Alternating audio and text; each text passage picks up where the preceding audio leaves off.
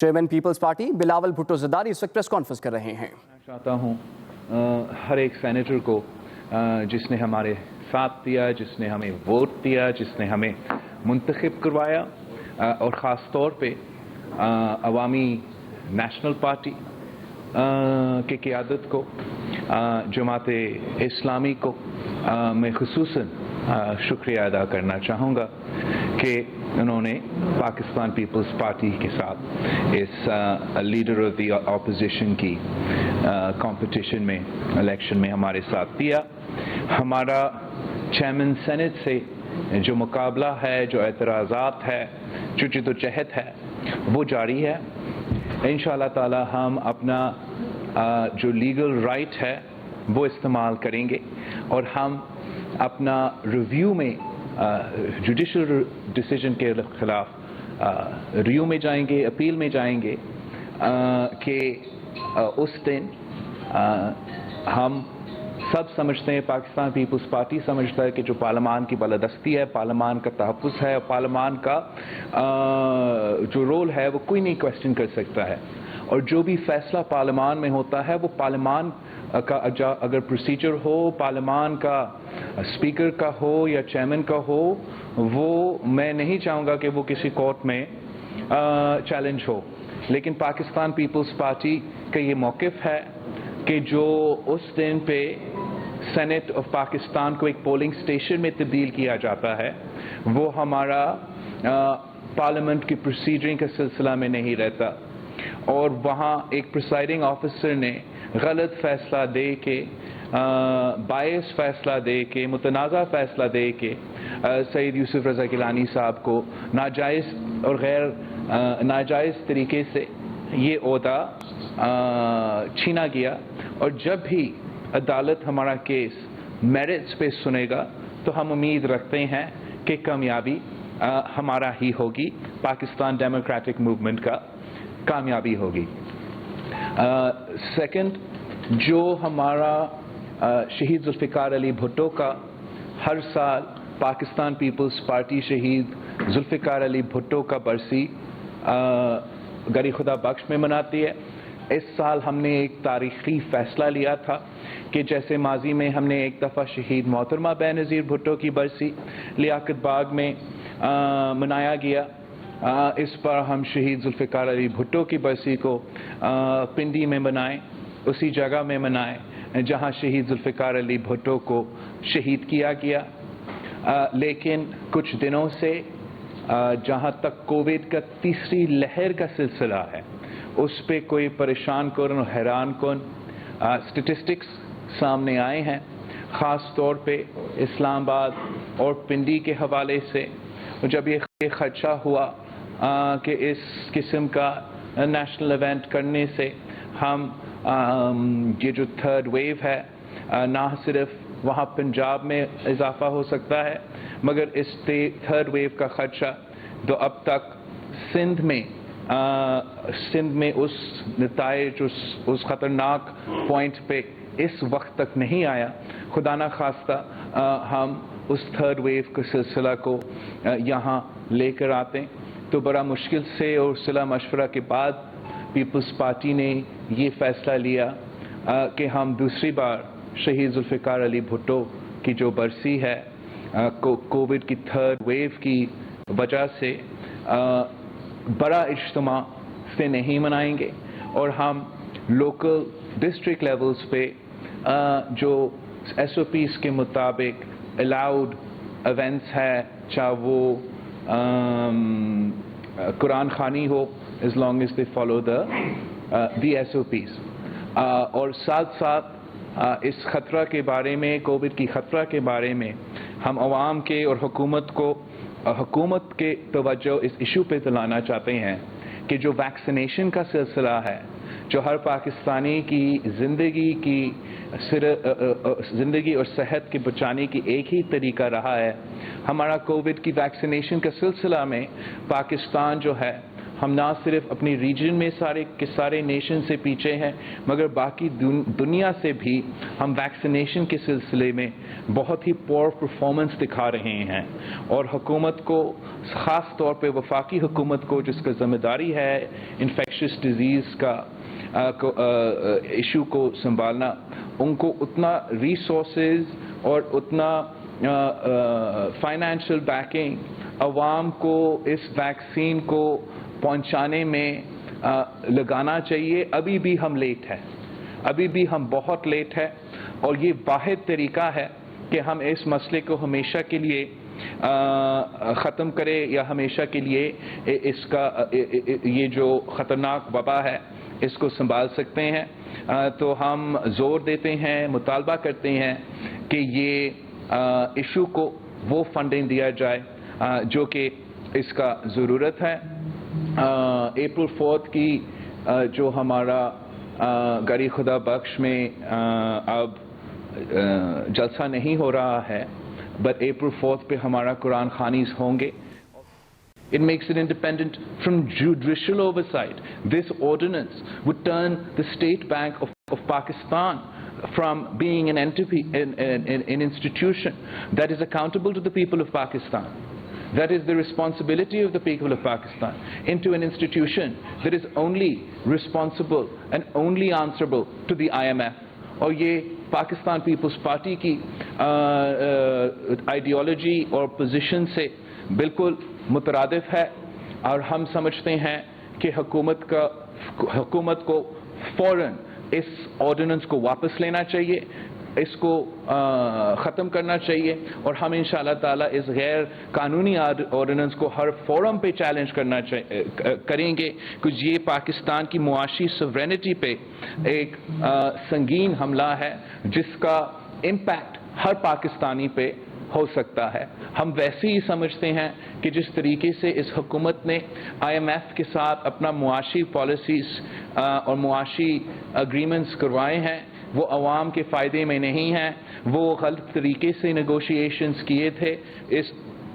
حکومت میں وہ اہلیت نہیں تھا کہ وہ اس ملک کا نمائندگی کر کے ہمارا معاشی ریپرزنٹیشن کر کے IMF کے سامنے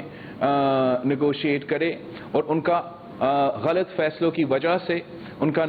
ناکام فیصلہ، نالائق فیصلوں کی وجہ سے آج ہر پاکستانی ان کی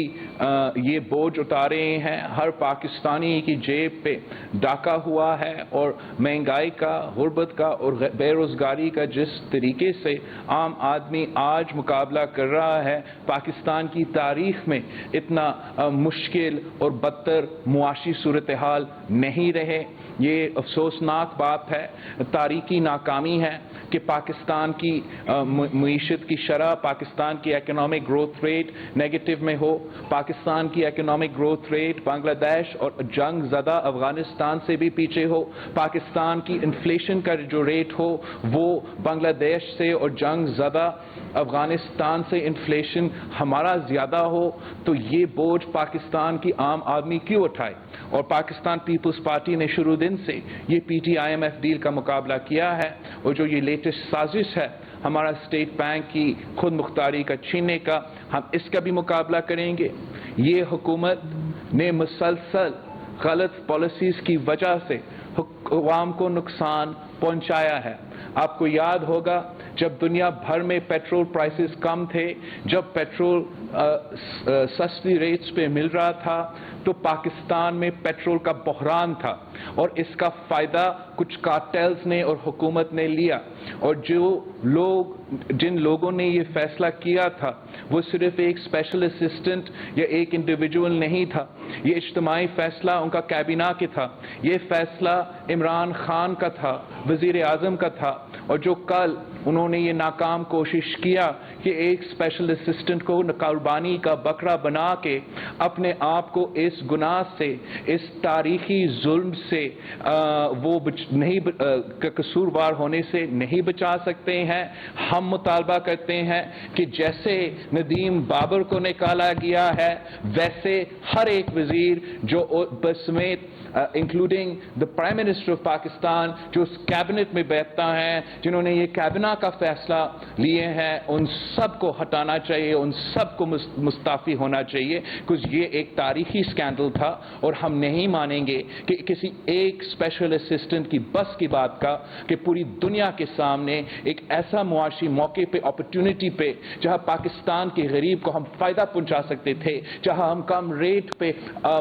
आइंदा का तेल भी प्रोक्योर कर सकते थे, उस टाइम पे हमने पाकिस्तान में एक तेल का बहरान पैदा करके कुछ चंद शख्सियात को फायदा पहुंचाया और पाकिस्तान के अवाम को एक तारीखी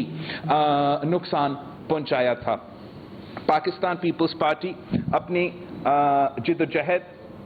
जारी रखेगा और पाकिस्तान पीपल्स पार्टी पार्लियामान के अंदर और पार्लियामान के बाहर हुकूमत को टफ टाइम देते रहेंगे, जैसे हम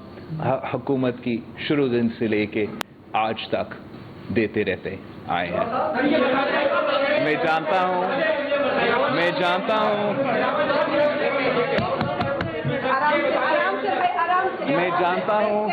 कि आप सब सवाल पूछना चाहेंगे, मैं आपका सवाल का जवाब जरूर दूंगा, लेकिन मैं रिक्वेस्ट करूंगा कि everybody should cool down, calm down, बारी बारी हम आएंगे, एक एक का सवाल में जवाब दे सकता हूं, इज्तिमाई सवाल का जवाब में नहीं दे सकूंगा। अच्छा, अकरम भाई आप सवाल करें, एक मिनट, अकरम भाई आप सवाल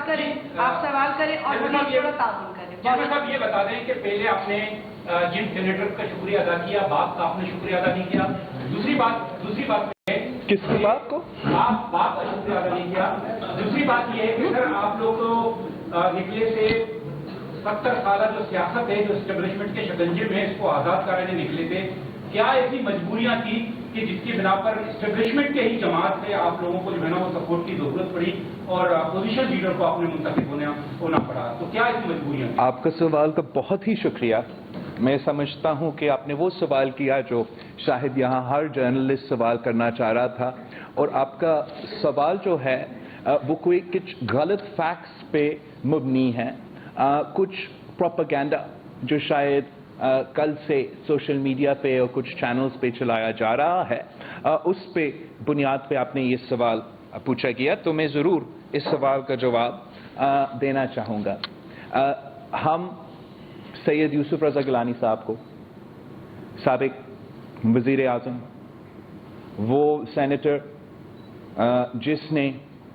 हमारा बहुत मेहनत के बाद एक मुश्किल लड़ाई के बाद, जिसका जितना मुश्किल था आप सबको भी पता है, आप यहाँ से ताल्लुक़ रखते हो, आपको ज़्यादा खबर था कि किस के मुकाबले करते करते और कैसे हमने सैयद यूसुफ रज़ा गिलानी साहब को, पाकिस्तान डेमोक्रेटिक मूवमेंट का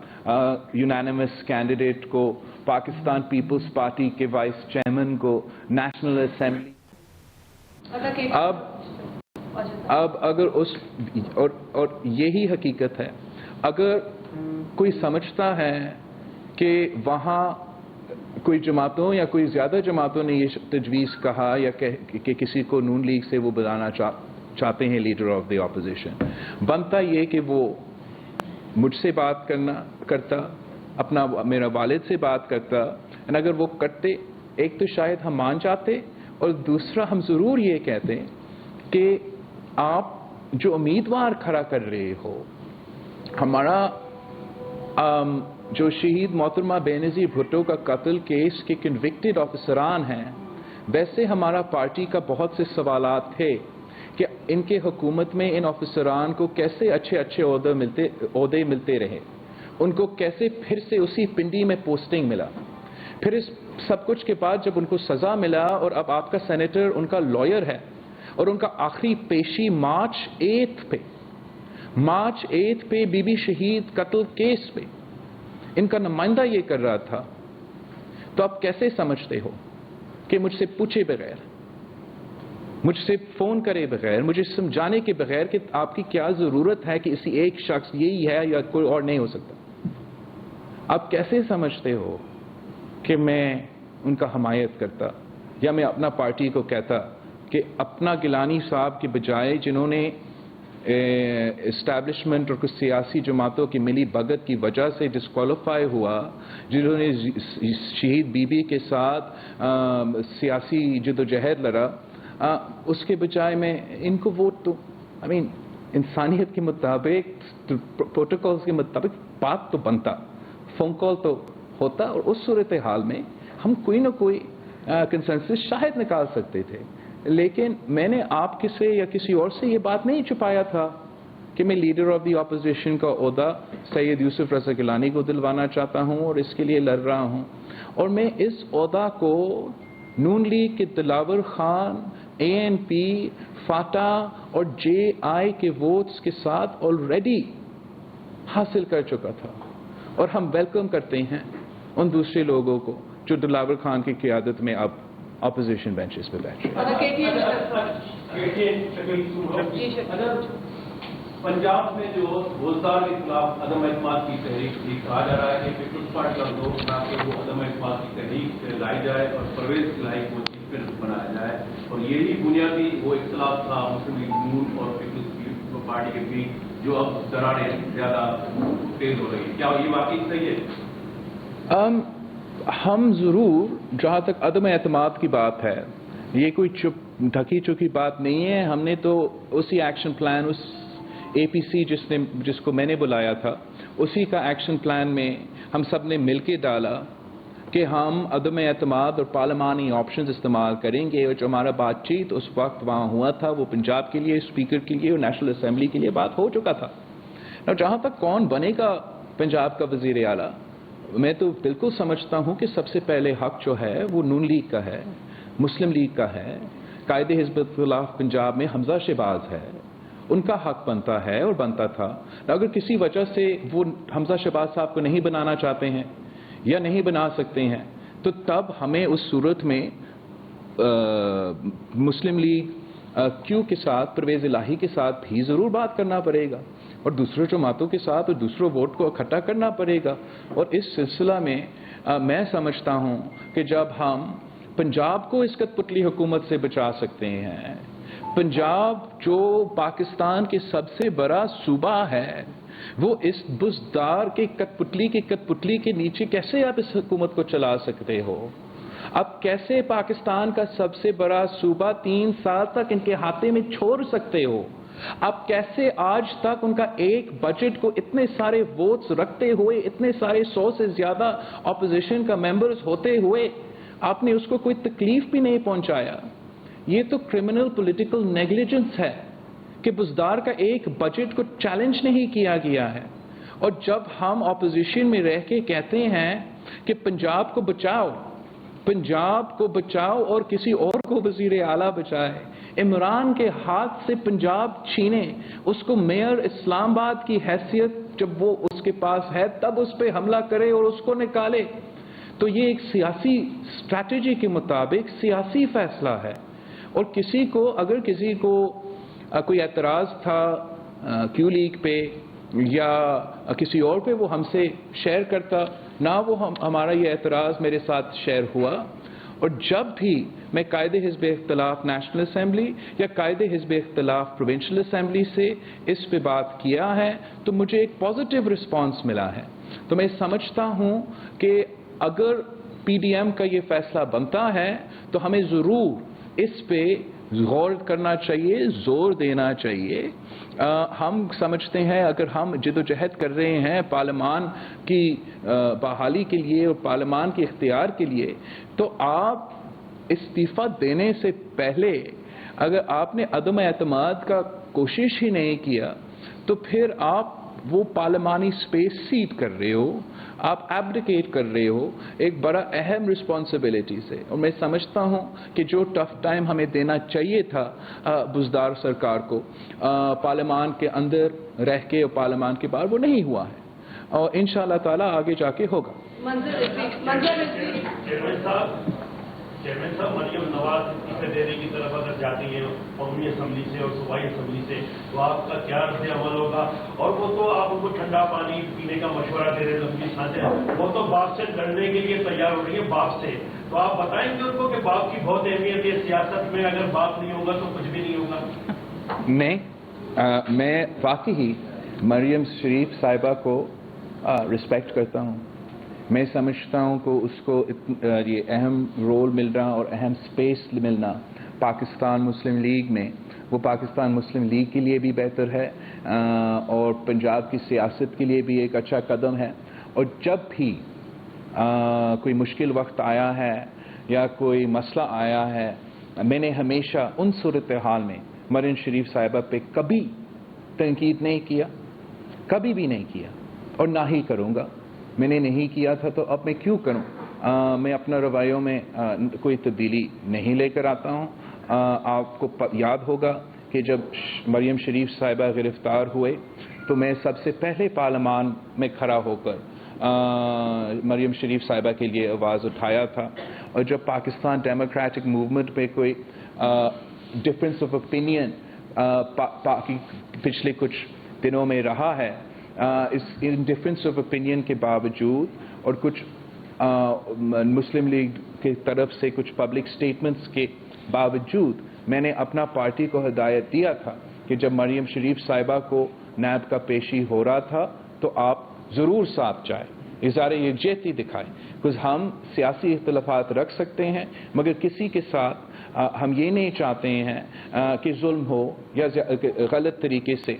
یہ نیب کا جو ہر سیاستدان کے ساتھ ہوتا ہے. اور میں ضرور ریکویسٹ کروں گا مسلم لیگ کی قیادت سے کہ وہ غور کرے کہ اصل میں ان کے اتحادی کون ہیں اور کون ان کو یہ غلط مشورے دے رہے ہیں کہ پاکستان پیپلز پارٹی سے آپ جھگڑا لے. اور ہم جانتے ہیں، اس لیے ہم نسل پر نسل اسٹیبلشمنٹس کا مقابلہ کرتے آ رہے ہیں. ہم جانتے ہیں کہ یہ مل کے یہ لڑائی لڑا جا سکتا ہے. اکیلے یہ لڑائی نہیں لڑا جا سکتا ہے. یہی وجہ تھا کہ جب شہید محترمہ بینظیر بھٹو پاکستان واپس آ رہی تھی تو اس نے اتنی ہی کوشش کی کہ ساتھ ساتھ میاں صاحب بھی واپس آئے، کہ ساتھ ساتھ میاں صاحب کی واپس آئے. اور لوگ پوچھتے تھے پارٹی کے اندر پوچھتے تھے کہ اب تو مخالف ہوتے ہیں، سیاست ایک دوسرے کے خلاف کرتے ہیں، الیکشن ایک دوسرے کے خلاف کرتے ہیں. تو وہ کہتی تھی کہ ہمیں پنجاب میں ان کو چیلنج کرنا پڑے گا تو ہم دونوں ان کو چیلنج کریں گے. تو ہم چاہتے ہیں کہ یہ جو نظریاتی نون لیگ کا اب طریقہ کار ہے یہ برقرار رہے، مگر دوسروں پہ اس قسم کا غیر مناسب الزام لگانا ہمارا تعلقات میں اضافہ نہیں کرے. یہ بتائے گا کہ موجودہ حالات میں ایسا تاثر مل رہا ہے کہ میڈیا کا جو گڑھ جوڑ تھا وہ سیٹ الیکشن اور اسپیکر تک محدود تھا. تو کیا اب آپ حکومت کو ٹائم دیں گے کہ وہ اپنی حکومت پوری کرے یا کوئی نیا لائے عمل میں آپ کے؟ میں جانتا ہوں کہ دوسری جماعتوں کے قائدین نے شاید یہ اشارہ دیا کہ وہ حکومت کو اپنا ٹرم پورے کرنے کا موقع دے سکتے ہیں. پاکستان پیپلز پارٹی کا یہ موقف نہیں ہے اور ہم پاکستان ڈیموکریٹک موومنٹ کی جماعتوں کے ساتھ بھی یہ زور دیں گے، ہر کسی کے ساتھ یہ زور دے گا کہ عمران خان صاحب کی حکومت کو ہم ایک اور دن برداشت نہیں کر سکتے ہیں. جو نقصان اس ملک کو پچھلے 3 سال میں ہوا ہے وہ آپ کے سامنے ہے. ہر پاکستانی عمران خان کا بوجھ ڈیپٹ کی صورت میں، بے روزگاری کی صورت میں، مہنگائی کی صورت میں، ان کے بجلی کے بل، انہیں کھانے پینے کے بل، ان کا دوائیوں کے بل کی صورت میں بھگت رہے ہیں. اور سارے اپوزیشن کے ممبران ہیں ان کو حکومت کو نشانہ بنانا چاہیے، ان کو حکومت کے خلاف آواز اٹھانا چاہیے. اگر ہم ایک دوسرے پہ تنقید کریں گے تو اس کا فائدہ صرف اور صرف حکومت اور حکومت کو سہولتکار کو ہوں گے. اور ہم چاہتے ہیں کہ ہم اس نظام کو، اس ماحول کو، اس ملک کو وہ خود مختاری، وہ آزادی، وہ فریڈم دلوائے جو ہم صرف مل کے دلوا سکتے ہیں.